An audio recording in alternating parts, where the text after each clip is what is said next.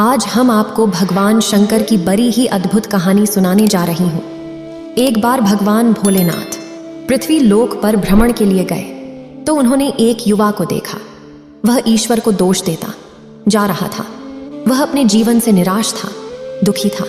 तब भगवान शंकर बौद्ध भिक्षु का रूप धारण करके उस युवा को असली दुख के बारे में ज्ञान देते हैं। तो चलिए इस कहानी के माध्यम से समझते हैं कि असली दुख क्या होता है। अगर आप यह कहानी सुन रहे हैं तो पूरा सुनिए। इस कथा को आधा अधूरा छोड़कर जाने की गलती मत करिएगा, क्योंकि इस पवित्र कथा को पूरा सुनने से मनचाहा फल की प्राप्ति होगी। इसलिए इस कथा को पूरा सुने। आप शिव भक्त हैं तो भोलेनाथ का अनादर ना करें। सुख और दुख एक ही सिक्के के दो पहलू हैं। ये बात तो आपने सुनी ही होगी। सुख और दुख हमारे जीवन में लगातार आते ही रहते हैं और हमें लगता है कि हमारे जीवन में हजारों दुख हैं, हजारों समस्याएं हैं।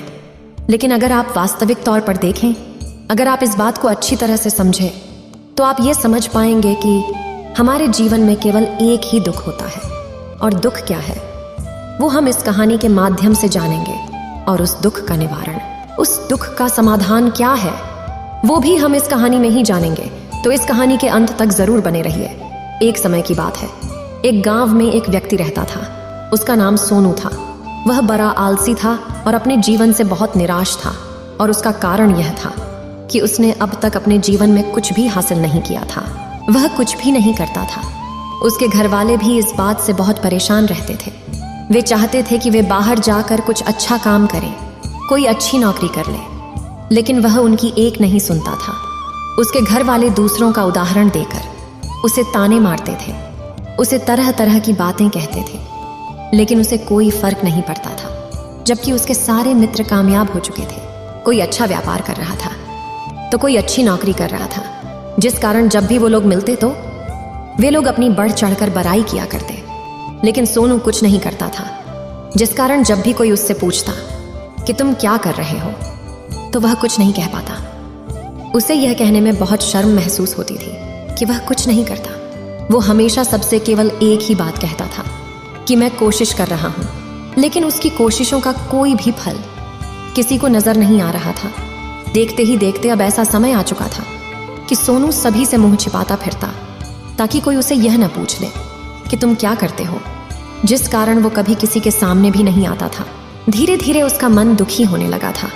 वह बहुत निराश रहने लगा था। उसे अब ऐसा प्रतीत होता था मानो वह इस धरती पर बोझ है, जिस कारण वो अपने आप को बहुत अकेला महसूस करता, बहुत तन्हा महसूस करता। एक दिन तो उसके मन में ये भी विचार उत्पन्न होने लगे कि मेरे हाथों में कुछ नहीं है तो मैं क्या कर सकता हूँ। अकेले बैठकर वह रोता रहा और भगवान को दोष देता रहा।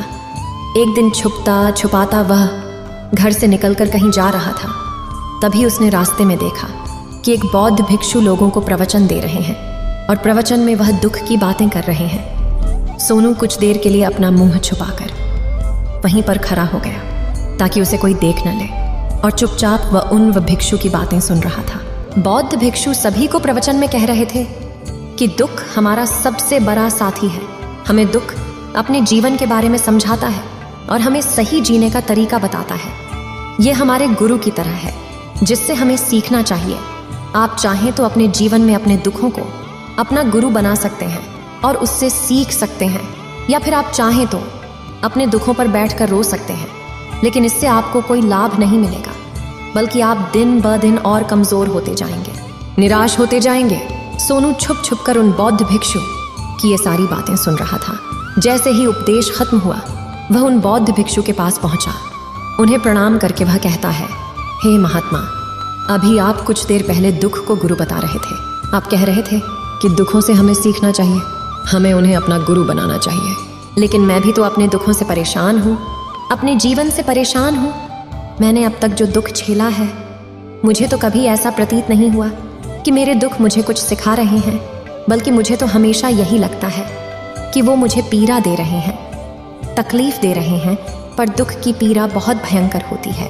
ऐसा लगता है अब इसके बाद हमारा जीवन समाप्त हो जाएगा, इसके बाद हमें कुछ नहीं मिलने वाला, और यहाँ तक कि हमें मृत्यु भी उसके सामने कम लगती है। जब लोग ताने मारते हैं, जब लोग ये कहते हैं कि तुम क्या कर रहे हो, तो मन को बहुत ठेस पहुँचती है और मैं उनसे कुछ नहीं कह पाता। सोनू की ये सारी बातें सुनकर वो बौद्ध भिक्षुक सोनू से कहते हैं, बेटा तुम्हें क्या दुख है और तुम दुख के बारे में ऐसी बातें क्यों कर रहे हो?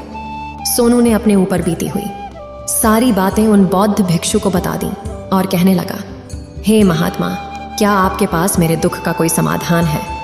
सोनू की यह बात सुनकर वो बौद्ध भिक्षु मुस्कुराने लगे और सोनू से कहते हैं, बेटा जब तुम्हारे जीवन में कोई असली दुख आए तब तुम मेरे पास आना, मैं इसका समाधान तुम्हें अवश्य बताऊंगा। उन बौद्ध भिक्षु की यह बात सुनकर सोनू थोड़ा सा अचरज में पड़ गया। उसे यह समझ नहीं आ रहा था कि क्या उसने अब तक जो दुख झेला है वह असली दुख नहीं है। उसने जो अब तक पीड़ाएं सही हैं, जो ताने सहे हैं, जो तकलीफें उठाई हैं, क्या वह असली दुख नहीं है? आगे वह मन ही मन अपने आप से कहता है कि जब मुझे मेरे अपने नहीं समझ पाए तो ये बौद्ध भिक्षु मुझे क्या समझेंगे। इतना सोचकर वह वहां से चला गया। सभी लोगों के ताने सुन सुनकर सोनू बहुत थक चुका था, तो बहुत निराश हो चुका था, जिस कारण उसने निर्णय लिया कि वह अब कुछ करके दिखाएगा। उसने अपने पिता से थोड़ा सा रुपया लिया और उस रुपया से उसने एक व्यापार शुरू किया। उसके पिता बहुत खुश थे कि कम से कम मेरा बेटा कुछ करने का प्रयास तो कर रहा है, लेकिन उसे व्यापार में कोई सफलता नहीं मिल रही थी, जिस कारण वो बहुत ही हताश हो चुका था। वह बहुत निराश हो चुका था। उसे ये समझ नहीं आ रहा था कि वह क्या करे, किस तरह से अपने व्यापार को आगे बढ़ाए।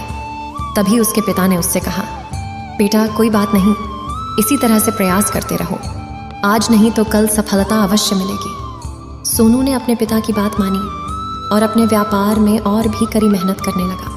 धीरे धीरे उसे सफलता मिलने लगी और फिर उसने रफ्तार पकड़ ली। देखते ही देखते केवल 3 सालों के अंदर वह एक बहुत बड़ा व्यापारी बन गया। अब उसके पास धन दौलत की कोई कमी नहीं थी। लोग जो उसे पहले नापसंद किया करते थे, अब उसे पसंद करते थे, उसकी चिंता करते थे, उसके कार्यों की सराहना करते थे। उसके माता पिता भी अब अपने बेटे से बहुत खुश थे और उसकी सफलता से वे अत्यंत प्रसन्न थे। धीरे धीरे सोनू के मित्रों की संख्या लगातार बढ़ती जा रही थी। सोनू के कुछ मित्रों ने उसे यह भी सलाह दी कि उसे अपना व्यापार और तेजी से बढ़ाना चाहिए, उसे और फैलाना चाहिए। जब तुम आज केवल इस नगर के सबसे बड़े व्यापारी हो तब तुम इतना खुश हो, तुम्हारे साथ ये सारे लोग हैं। वहीं पर तुम सोचो कि जब तुम इस राज्य के सबसे बड़े व्यापारी बन जाओगे तब तुम्हारे यहाँ पर लोगों की भीड़ लग जाएगी। लोग तुमसे मिलने के लिए समय निकालेंगे। यहाँ तक कि इस राज्य का राजा भी तुमसे मिलना चाहेगा, तुम्हारी तारीफ करेगा, और यदि कभी ऐसी जरूरत आन पड़ी तो वह तुमसे धन भी उधार लेने के लिए अवश्य आएगा। सोनू को अपने दोस्त की यह बात बहुत पसंद आई। सोनू ने सोचा कि मेरे मित्र सही कह रहे हैं, मुझे अपने व्यापार को और बड़ा करना चाहिए और फैलाना चाहिए, तभी तो हर कोई मेरे बारे में जान सकेगा, हर कोई मुझे पहचानेगा। उसने बिना देरी किए, अपने समय को बिना गवाए अपने व्यापार में और मेहनत करने लगा। लेकिन अब की बार उसके मन में धैर्य नहीं था, जिस कारण उसने कुछ अनुचित कदम उठाए ताकि उसका व्यापार जल्दी से जल्दी और बड़ा हो जाए। उसने कई लोगों से अधिक मात्रा में धन उधार ले लिया, जिससे उसके ऊपर अब काफी ऋण हो चुका था। और इतना ही नहीं, वो यहाँ पर नहीं रुका। उसने अधिक से अधिक मुनाफा कमाने के चक्कर में अपने माल की गुणवत्ता को भी खराब कर दिया, जिससे अब उसके माल में वह बात नहीं रह गई थी जो पहले हुआ करती थी। लेकिन वह अपने मित्रों की बात सुनता रहा। जैसा उसके मित्र कहते थे वो वैसा ही करता चला जा रहा था। यहाँ तक कि उसने अपने व्यापार को और भी तीव्रता से बढ़ाने के लिए अपने दूसरे छोटे व्यापारियों के खिलाफ षड्यंत्र भी रचने शुरू कर दिए, जिस कारण उसके मन में अब पहले जैसा वह सुकून नहीं था। उसे अब रातों को नींद नहीं आती थी। वह केवल एक ही विचार में लगा रहता था कि किस तरह से उसका व्यापार पूरे राज्य में फैल जाएगा और वह इस राज्य का सबसे बड़ा व्यापारी बन जाएगा, जिस कारण वह दिन रात केवल इसी मेहनत में लगा रहता, वह किसका व्यापार जल्दी से जल्दी और बड़ा हो जाए। हालांकि उसके पास अब सब कुछ था, धन दौलत, अच्छा घर, गाड़ियां, नौकर चाकर, सभी सुख सुविधाएं, लेकिन उसके बावजूद भी वह उन चीजों का लाभ नहीं उठा पा रहा था, क्योंकि उसका पूरा ध्यान केवल अपने व्यापार को और उन्नति पर ले जाना था। एक दिन सोनू अपने रथ पर बैठकर एक मार्ग से होकर गुजर रहा था। तभी रास्ते में उन्हें गुरुवर का आश्रम पड़ा। ये देखकर वह उन बौद्ध भिक्षु के पास गया और बौद्ध भिक्षु से कहने लगा, हे महात्मा, आपने कहा था कि जब मेरे जीवन में कोई असली दुख आए तब मैं आपके पास आऊं। इस कारण मैं यहाँ पर आया हूँ। आज मैं बहुत दुखी हूँ। मैं रातों को सो नहीं पाता। मेरे पास सब कुछ होते हुए भी मैं उनका लुत्फ नहीं उठा पाता। उसने अपनी सारी बातें एक एक करके उन बौद्ध भिक्षु को बता दी। तभी वह बौद्ध भिक्षु सोनू से कहते हैं, बेटा, जब तुम पहली बार आए थे तब भी तुम बहुत दुखी थे, लेकिन तब तुमने अपने दुख से क्या सीखा था? इसके जवाब में सोनू उन बौद्ध भिक्षु से कहता है, हे महात्मा, जब मैं अपने जीवन में कुछ नहीं कर पा रहा था तब मैंने अपने दुखों से यह सीखा था कि केवल सोचने मात्र से कुछ नहीं होगा। उसके लिए हमें कुछ करना भी पड़ेगा, और केवल कोई कर्म करना ही हमें सफल नहीं बनाता, बल्कि उस कर्म को उसके अंजाम तक पहुंचाना हमें सफल बनाता है। फिर चाहे रास्ता कैसा भी हो, फिर चाहे परिस्थितियां कैसी भी क्यों ना हो, फिर चाहे कितनी ही बाधाएं आपके रास्ते में क्यों ना आ जाएं, चाहे ऐसा क्यों ना लगने लगे कि अब आपके जीवन में कुछ नहीं बचा और आप कुछ नहीं कर सकते, तब भी हौसला बनाए रखो, उम्मीद न छोड़े और अपने कार्य पर डटे रहो, यह सोचकर कि जब तक मैं अपने कार्य को सफल नहीं कर लेता, जब तक मैं अपने लक्ष्य तक नहीं पहुंच जाता, तब तक मैं इस कार्य को करता रहूंगा। मैं इस कार्य में अवश्य सफल होकर ही रहूंगा। जबकि बाकी लोग केवल सफल लोगों को महत्व देते हैं, उनके कर्मों को नहीं। सोनू की ये सारी बातें सुनकर वह बौद्ध भिक्षु मुस्कुराने लगे और इस सोनू से कहते हैं, बेटा, जब तुम्हारे जीवन में असली दुख आए तब तुम मेरे पास आना, मैं तुम्हारी समस्या का समाधान अवश्य करूंगा। इतना कहकर वह बौद्ध भिक्षु वहां से उठकर चले गए। सोनू एक बार फिर से उनकी ये बातें सुनकर आश्चर्यचकित रह गया। उसे अब यह समझ नहीं आ रहा था कि क्या उसने जो दुख देखा है, उससे जो तकलीफें अब तक सही हैं, क्या वह असली दुख नहीं है? उसके मन में अब एक सवाल उत्पन्न होने लगा कि असली दुख क्या है और इसकी पहचान क्या है, और मुझे कैसे पता चलेगा कि इस समय में असली दुख मैं हूं। लेकिन उसने कुछ नहीं कहा। वह यह सब सोच ही रहा था कि तभी वह बौद्ध भिक्षु सोनू के पास एक बड़ा सा घड़ा लेकर पहुंच जाते हैं। उस घड़े के अंदर सोने के सिक्के थे। उस घड़े को देते हुए वह बौद्ध भिक्षु सोनू से कहते हैं, बेटा, तुम इसे उस पैर के नीचे दबा दो, क्योंकि ये मेरे किसी काम का नहीं है। जब मुझे इसकी जरूरत पड़ेगी तब मैं वहां से खोद कर इसे निकालूंगा, लेकिन अभी के लिए इसे वहां पर मिट्टी के नीचे दबा दो। सोनू ने उस बौद्ध भिक्षु की बात मान ली और वो घड़ा उस पैर के नीचे जाकर मिट्टी में दबा दिया। इतना करके वह गुरुवर को प्रणाम करता है और वहां से वापस अपने घर की ओर लौट जाता है। धीरे धीरे समय बीतता गया। समय के साथ साथ सोनू व्यापार में और भी ज्यादा उन्नति कर चुका था, लेकिन माल की गुणवत्ता अच्छी न होने के कारण अब उसके व्यापार में घाटा होने लगा। और धीरे धीरे ऐसा समय आया कि उसका व्यापार पूरी तरह से चौपट हो गया। अब उसके पास कुछ नहीं बचा था, बल्कि उसने जो कर्जे लिए थे वो कर्जे भी अब उसे चुकाने थे। लेकिन वह तो यह सोचकर निश्चिंत था कि उसने जो कुछ भी कर्जे लिए हैं वो कर्जे उसने अपने मित्रों से लिए हैं, जिस कारण वह उन्हें लौटाने में थोड़ी देर अवश्य कर सकता है। वह तो यह सोच रहा था कि उसके मित्र उसका बुरे समय पर साथ देंगे, लेकिन सबसे पहले उसके मित्र ही उसे अपना कर्ज वापस लौटाने की मांग करने लगे। तब सोनू को एहसास हुआ कि कोई भी अपना नहीं है। उसने अपने मित्रों से उस कर्ज को लौटाने के लिए थोड़ी सी मोहलत मांगी, लेकिन सोनू के किसी भी मित्र ने उसे कर्ज लौटाने के लिए वह मोहलत नहीं दी, बल्कि वे लोग उसे जान से मारने की धमकी देने लगे। अपने मित्रों के मुंह से यह सब सुनकर सोनू बहुत ही आश्चर्यचकित रह गया। वह जो कुछ सोच रहा था सब कुछ उल्टा पड़ गया। जिस व्यापार के चलते उसके इतने मित्र बने थे, इतने शुभ चिंतक बने थे, वे सब उससे दूर जाने लगे थे।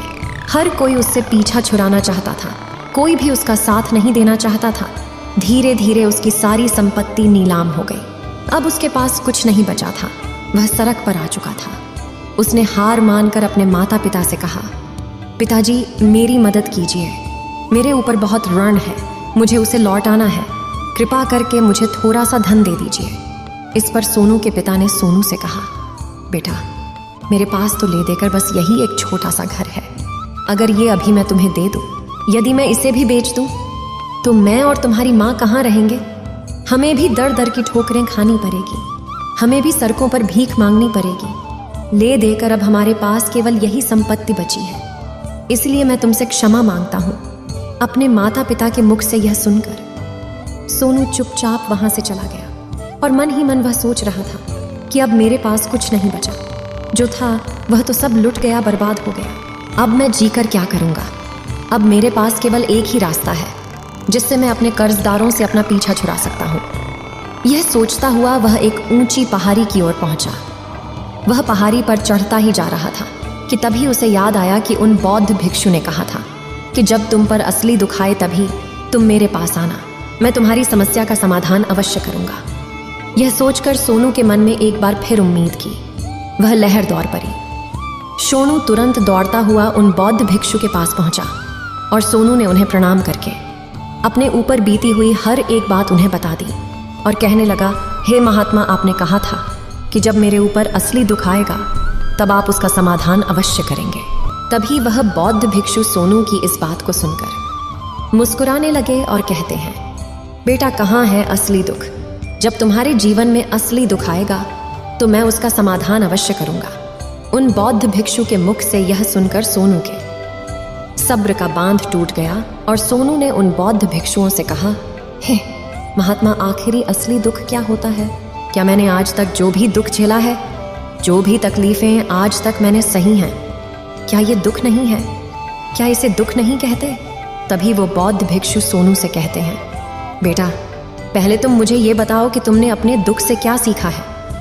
इसका जवाब देते हुए सोनू उन बौद्ध भिक्षु से कहता है, हे महात्मा, मैंने तो यही देखा है कि जो लोग तुम्हारी तरक्की में तुम्हारा पीछा करते हैं, तुम्हारे साथ जुड़ते हैं, वो लोग तुम्हें अवश्य धोखा देंगे, क्योंकि ऐसे लोग बुरे समय पर तुम्हारा साथ नहीं देने वाले, बल्कि तुम्हारा फायदा उठाने का ही वह प्रयास करेंगे।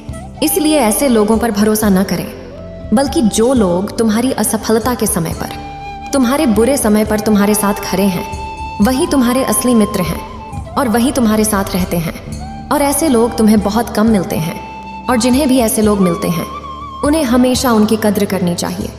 आगे सोनू उन बौद्ध भिक्षु से कहता है कि जब तुम कोई कार्य कर रहे हो तो उसे पूरी ईमानदारी से करो, धैर्य रखो, लालच न करो और अपने लक्ष्य तक पहुंचने के लिए किसी के लिए भी कोई षड्यंत्र न रचो, क्योंकि ऐसा करने से तुम्हारे साथ ही बुरा होगा और तुम्हें हमेशा नुकसान में रहोगे।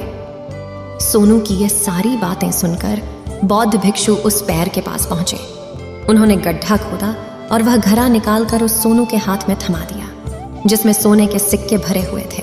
वह घड़ा सोनू के हाथ में थमाते हुए उन बौद्ध भिक्षुओं ने कहा, लो इसे पकड़ो, और जब तुम्हारे जीवन में असली दुख आए तब तुम मेरे पास आना, मैं इसका समाधान अवश्य करूंगा। सोनू अब भी बड़ी अचरज में था। उसे यह समझ नहीं आ रहा था कि आखिर ये असली दुख है क्या। लेकिन उसने अपने हाथों में पड़े हुए उस घड़े को देखा जिसके अंदर सोने के सिक्के थे। ये देखकर उसे मन ही मन ये लगा कि चलो, अब तो थोड़ी सी राहत अवश्य हो जाएगी। मैं अपने मित्र का वो कर्ज लौटा सकूंगा और एक नया व्यापार भी फिर से आरंभ कर सकूंगा। जिस कारण उसने उन बौद्ध भिक्षुओं को प्रणाम किया, उनका धन्यवाद किया और वहां से चल पड़ा। सोनू ने उस सोने के सिक्कों से सभी का कर्जा लौटा दिया और अपने लिए एक बार फिर से नया व्यापार शुरू किया। व्यापार छोटा था, लेकिन अब की बार सोनू बहुत खुश था। उसने पूरी ईमानदारी, मेहनत और लगन के साथ अपने व्यापार पर काम किया और देखते ही देखते एक बार फिर से वह एक बड़ा व्यापारी बन गया। लेकिन अब की बार वो बहुत खुश था, क्योंकि इस बार उसने कोई लालच नहीं की, ना ही किसी के लिए षड्यंत्र रचा, बल्कि उसने पूरी ईमानदारी और मेहनत के साथ अपने व्यापार पर काम किया। लेकिन जैसे जैसे आप धनी होते जाते हैं, जैसे जैसे आप अमीर बनते जाते हैं, आपके मन में एक डर और उत्पन्न होने लगता है, और वह अपनी दौलत को न खो देना, जिस कारण आप लोग दान करना शुरू कर देते हैं, पुण्य करना शुरू कर देते हैं, लोगों की मदद करते हैं, ताकि आपके जीवन में कभी कोई दुख ना आए। लेकिन यह जीवन सुख और दुख का संगम है, जिस कारण हर किसी को सुख और दुख से होकर गुजरना ही पड़ता है। इसी वजह से एक बार फिर से सोनू के जीवन में एक और दुख उत्पन्न हुआ। अब की बार उसके माता और पिता दोनों की मृत्यु हो गई। सोनू अपने माता पिता से बहुत प्रेम करता था, जिस कारण उसके मन को बहुत गहरा आघात पहुंचा। जब आखिरी बार वह उन्हें देख रहा था तो उसके मन में हजारों सवाल उत्पन्न होने लगे। वह अपने घर लौटा। घर लौटकर उसने देखा कि जिस संपत्ति के लिए वह हमेशा लड़ते झगड़ते रहते थे, आज उसकी देखभाल के लिए कोई नहीं था। उसके माता पिता ने जो भी मेहनत की, जो भी अपने जीवन में इकट्ठा किया, सब यही रह गया। लेकिन अब सब कुछ खत्म हो चुका था। और सोनू का मन अब बहुत बेचैन हो रहा था। उसके मन में हजारों सवाल उत्पन्न हो रहे थे और वह अपने आप को बहुत अकेला महसूस कर रहा था। उसे बहुत खाली सा महसूस हो रहा था। उसने इधर उधर देखा लेकिन उसे कुछ समझ नहीं आया। तभी उसे उन बौद्ध भिक्षु की याद आई। वे तुरंत ही भागा उन बौद्ध भिक्षु के पास पहुंचा। उसे देखते ही उन बौद्ध भिक्षु ने सोनू से सवाल किया और कहा, क्या बात है बेटा, क्या कोई फिर से दुख आन पड़ा है? तभी सोनू ने कहा, नहीं गुरुदेव, अब तो सब ठीक है, लेकिन आज मेरे माता पिता की मृत्यु हो गई और मैं बहुत अकेला महसूस कर रहा हूँ। मैं बहुत दुखी महसूस कर रहा हूँ, जैसे कुछ खाली सा है, जैसे कुछ अकेलापन सा। तभी वह बौद्ध भिक्षु सोनू से कहते हैं, बेटा, इसमें दुखी होने वाली बात क्या है? यह तो जीवन है, एक दिन तो सभी को जाना है। यहाँ पर कोई भी रहने नहीं आया और ना ही कोई रहेगा। हम सब एक न एक दिन मृत्यु को प्राप्त हो ही जाएंगे। और मृत्यु कब आएगी ये किसी को नहीं पता। हो सकता है कि तुम्हारी मृत्यु कल ही हो जाएगी या फिर आज और अभी। यह सुनकर सोनू आश्चर्यचकित रह गया। उसने उन बौद्ध भिक्षु से कहा, हे महाराज, आप ये क्या कह रहे हैं? मैं तो अभी जवान हूँ और मुझे तो अभी अपनी पूरी उम्र जीना है। मैं तो जीना चाहता हूँ, कुछ करना चाहता हूँ, और आप कह रहे हैं कि मैं कभी भी मृत्यु को प्राप्त हो सकता हूँ। इस पर वो बौद्ध भिक्षु सोनू से कहते हैं, बंदे, इस भ्रम में मत रहना कि मृत्यु केवल बूढ़े को आती है। बूढ़ों के सामने तो उनके जवान बच्चे तक मर जाते हैं। मृत्यु कभी किसी की उम्र देखकर नहीं आती और ना ही किसी को बताकर आती है। उन बौद्ध भिक्षु के मुख से ये सारी बातें सुनकर सोनू और भी ज्यादा बेचैन हो गया और वो चुपचाप वहां से चला गया। उसके मन का वो खालीपन अब भी वैसे ही था। वह भी अपने आप को बहुत अकेला महसूस कर रहा था। उसके बाद से उसका मन अपने व्यापार में भी नहीं लगता।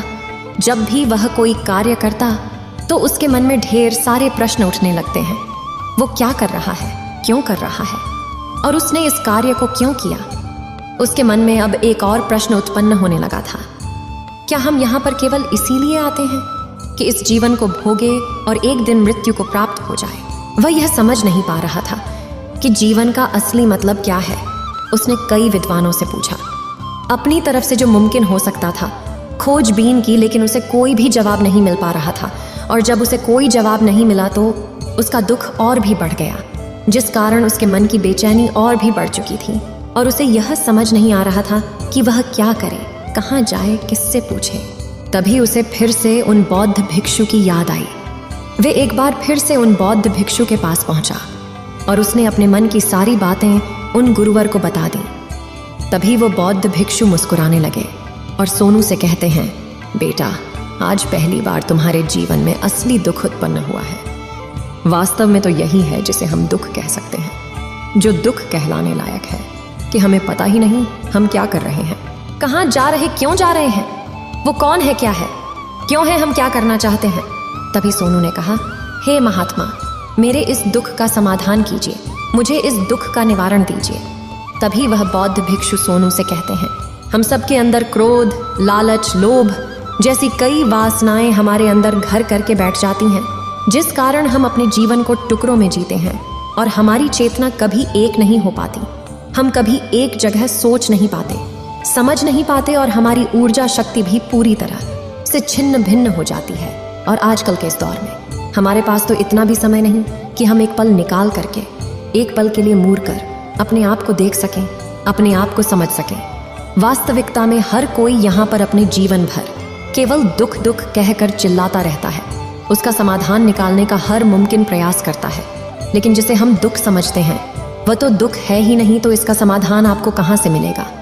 ये तो परिस्थितियां हैं जिसके कारण हम अपने आप को दुखी समझते हैं, अपने आप को तकलीफ में समझते हैं। जैसे हम एक परिस्थिति से निकलते हैं, हम किसी दूसरी परिस्थिति में फंस कर रह जाते।